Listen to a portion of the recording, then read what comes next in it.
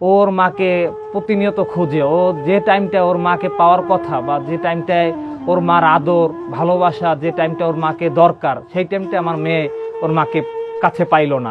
মায়ের কপালে চুমু খাচ্ছে ছোট্ট শিশু ইয়ানা। মাকে দেখার ব্যাকুলতায় কাঁদতে কাঁদতে মায়ের কাছে যাওয়ার বায়না ধরে বাবার কাছে।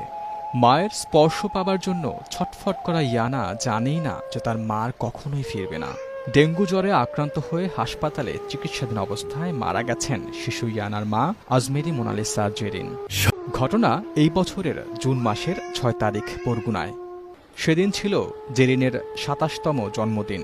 এর পরের তৃতীয় বিবাহবার্ষিকীর দিনেই জানাজা ও দাফন করা হয় জেরিনকে।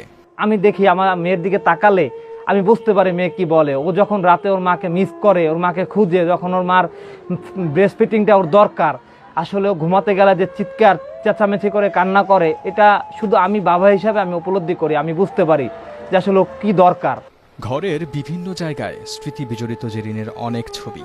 ইয়ানা ঠিকমতো কথা বলতে শেখেনি, তার কষ্ট হয়তো প্রকাশ করতে পারেন না, কিন্তু সবই বোঝেন মাহারা এই সন্তান। রাতে ঘুম হয় না মাকে ছাড়া। মায়ের কাছে যাওয়ার জন্য বাবাকে ধরে টানাটানিও করে ইয়ানা। ২ বছর বয়সী শিশু সন্তানকে মায়ের অভাব বুঝতে না দিয়ে আগলে রাখছেন বাবা রাকিবুল ইসলাম রাজন। মা হারানোর দুধের সন্তানের কান্না থামানোতেই চাপা পড়ে স্ত্রী হারানোর কষ্ট। আমি এবং আমার ওয়াইফ দুইজনেই একসাথে ডেঙ্গুতে আক্রান্ত হই।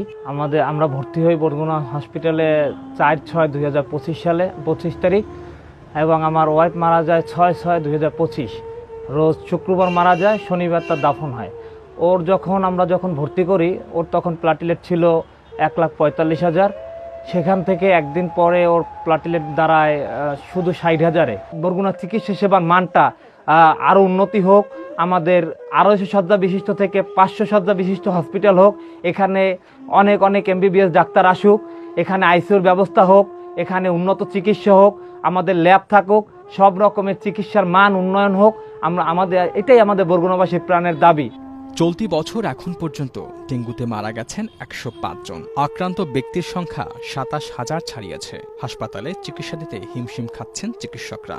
বিশেষজ্ঞরা ঘরবাড়ি ও আশপাশের পরিবেশ পরিষ্কার রাখার পাশাপাশি জমে থাকা পানি সরিয়ে ফেলার পরামর্শ দিয়েছেন। কারণ সামান্য অসতর্কতায় কেড়ে নিতে পারে একটি পরিবারের সুখ শান্তি, কেড়ে নিতে পারে মায়ের স্নেহভরা ছায়া। রুমান আকন, বাংলাদেশ প্রতিদিন।